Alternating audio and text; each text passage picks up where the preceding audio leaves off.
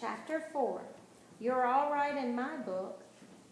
It was getting late now, and Kenny's mom was pacing on the front porch, awaiting her son's return.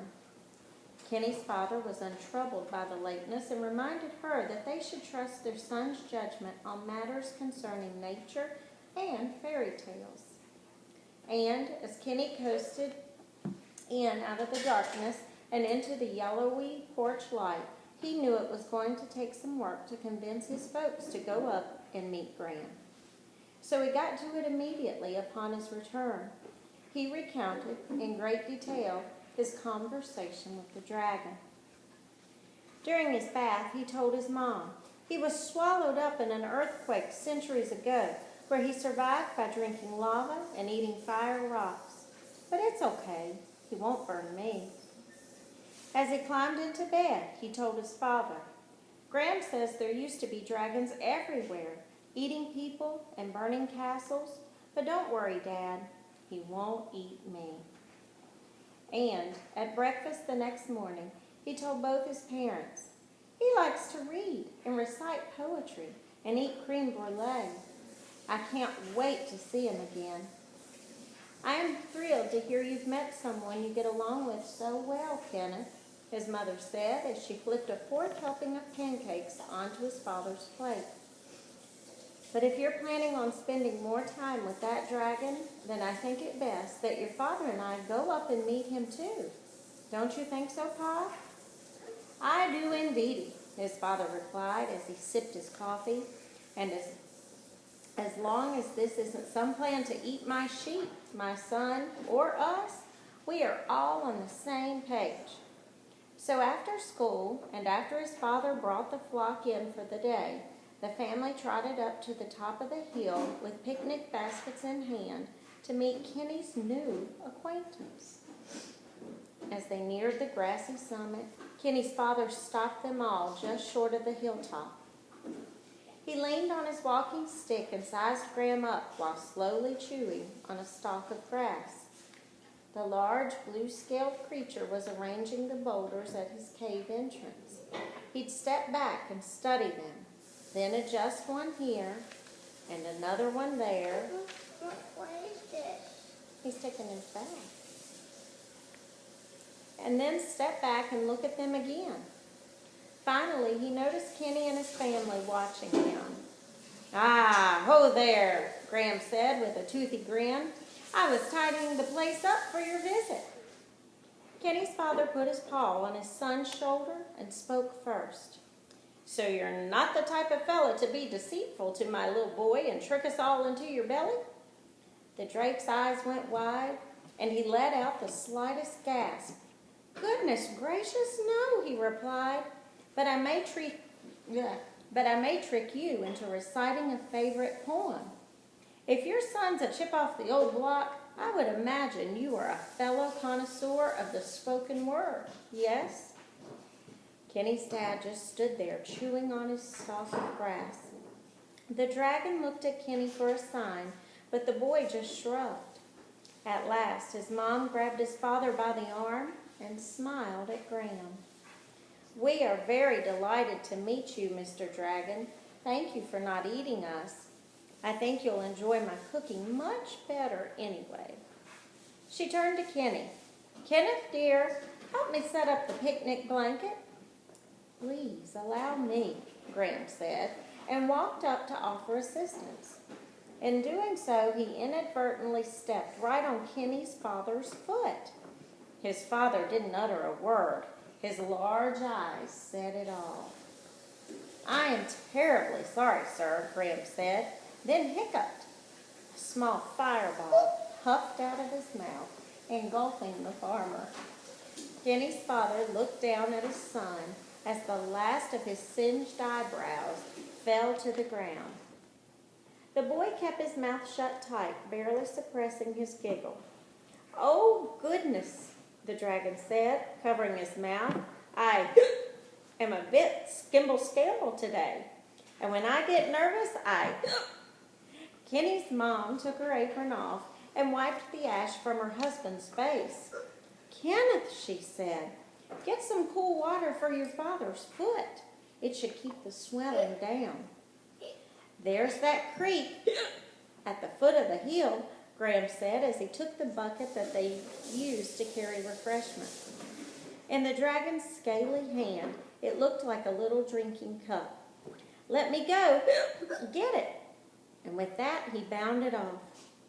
I don't want any whining, Pa, Kenny's mom said, putting his hat back on his singed hair.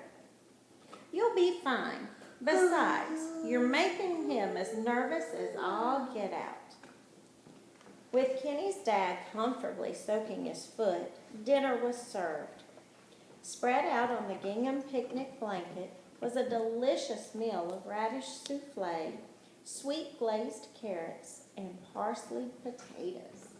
Does that sound good? I like potatoes. You like potatoes? The dragon squealed. Oh, I haven't had sweet morsels like this in a long, long time. Then he grabbed the entire bowl of carrots and tipped them over his open maw.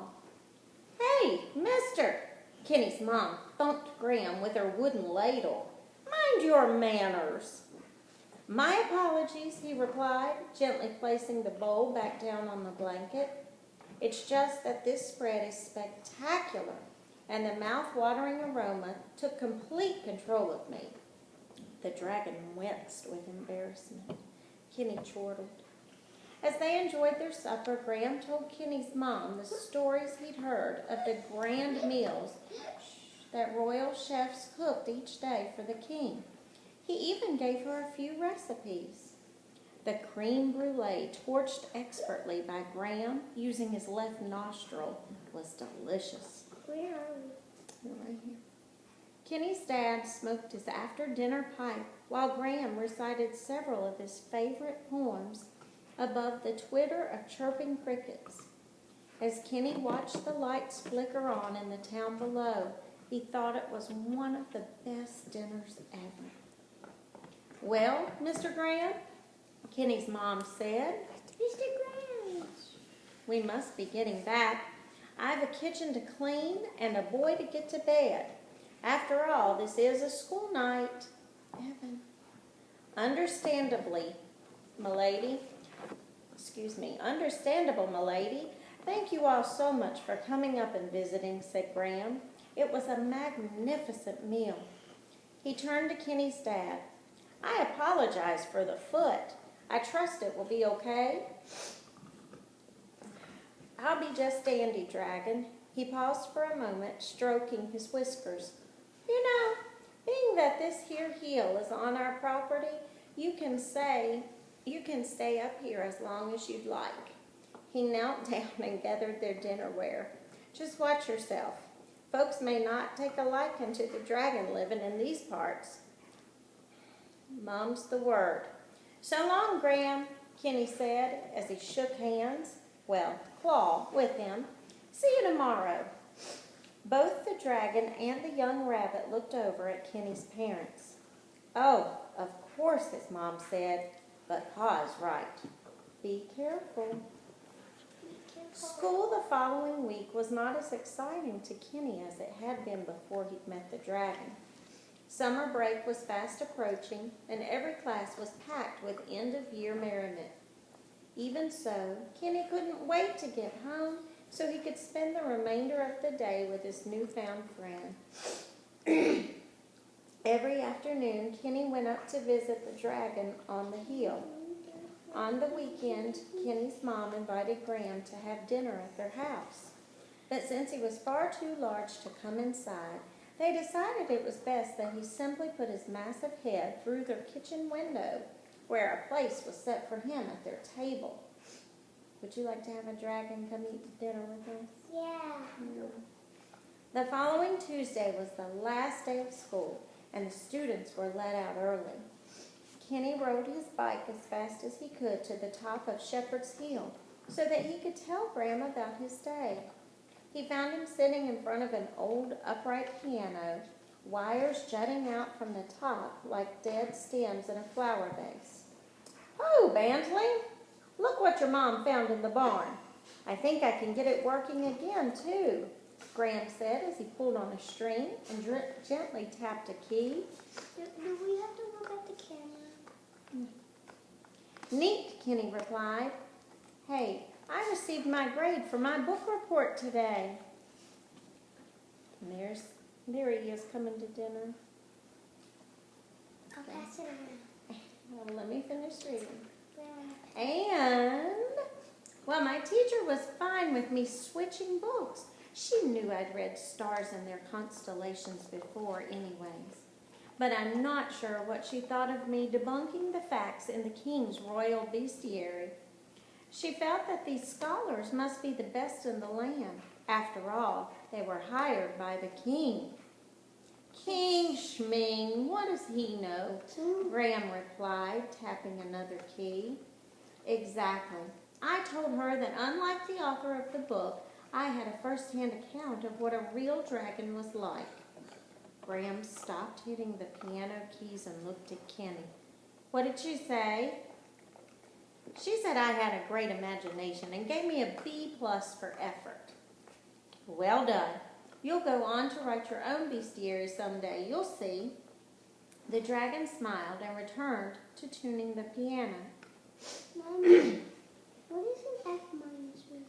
That would be a really bad grade. He got a B+.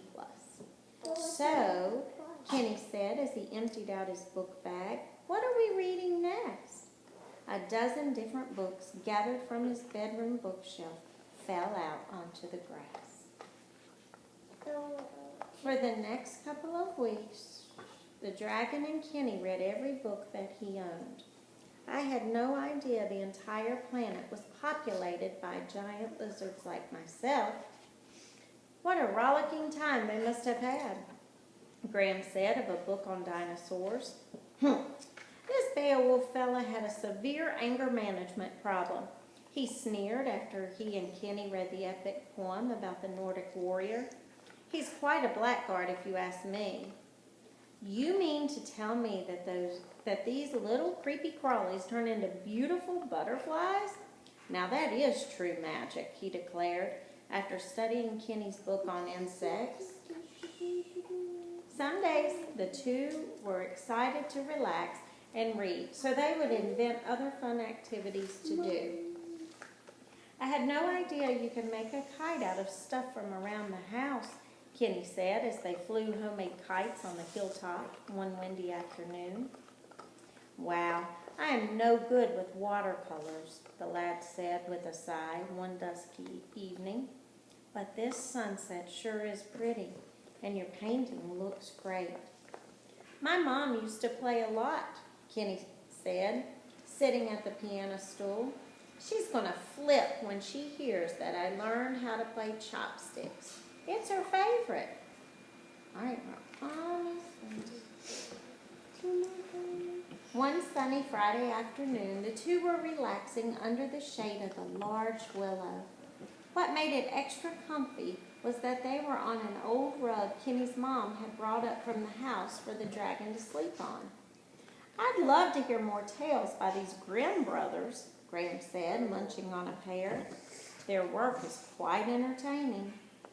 I really like them too, Kenny agreed, grabbing a pair of his own out of the bushel basket. You know, George, who owns the bookshop in town, said they didn't really create these stories. Really? Who did? The locals in the countryside. They told their stories to the brothers, who just collected them and wrote them down, Kenny answered. Wow, Graham said with his mouth full of pear. What a great town they must have lived in. Look at all the tales that came from it. Yeah, too bad nobody in this town is like that. Everybody here is more worried about their crops than telling stories, said Kenny, looking down at Round Brook from the hilltop. I can understand that. We all need food, Graham said, picking his teeth. But I bet you could come up with a grand tale of your own, and I could help you write it. Really? The boy said, looking up. Sure, why not? Who else is going to create the next great stories for kids to read? The drake replied. Kenny thought about this for a moment, then looked down at the books scattered around him on the blanket. Graham, he said, a lot of the other kids in town, they don't really get me. I don't even know if they like me. Nonsense, complete nonsense, the dragon declared, then began counting off on his clawed fingers. You're well read, you love nature, you love food, music, art, poetry. What's not to like? The boy sighed. I just wanted to say, he said, still looking down, you're the best friend I've ever had. Really? Graham replied. His lemony eyes were wide and glowing in the shade of the willow tree. You know, little Bantley, you're all right in my book. Even though I have vicious coils, Kenny said with a smile. Even with your vicious coils, you devil, said Graham, and threw a paracord at Kenny, which he dodged with ease as he scuttled behind the trunk of the willow. So tell me, are there any other storytellers like these Grimm brothers? Oh, yes. George told me about another guy named Hans something. Kenny reappeared on the opposite side of the tree trunk. Not Han Solo, Hans Christian Andersen. I can get his book next. He lobbed a paracord of his own back at Graham, which the drake caught in his toothy maw and spit back at the boy. Ducking as it flew overhead, Kenny added, I should probably go see George tomorrow. I usually visit him once a week, and I haven't been to town in a while. And so, early the next day, after his chores were finished, Kenny rode into town to return the borrowed books to his friend George. It was on Main Street, in the center of his little town of Roundbrook, that Kenny spied quite a gathering. Townsfolk and villagers were huddled around a newsboy who was selling them the daily paper as fast as his little paws could go. The citizens mumbled, whispered, and growled amongst themselves. Graham would enjoy a bit of local news, Kenny thought, as he hopped off his bike and wiggled into the mass. People will come from far and wide. It will certainly create a ruckus, that's for sure, he overheard someone say. I don't believe it at all. This is rubbish. No, I heard someone saw it firsthand. But the children, I wonder if there should be a curfew. Not to worry. The matter should be resolved very soon. Then Kenny saw the headline. Dragon spotted in Roundbrook. Infamous scourge seen on Shepherd's Hill. Fear not, citizens. Extermination is imminent. What's the Wait, ain't there more?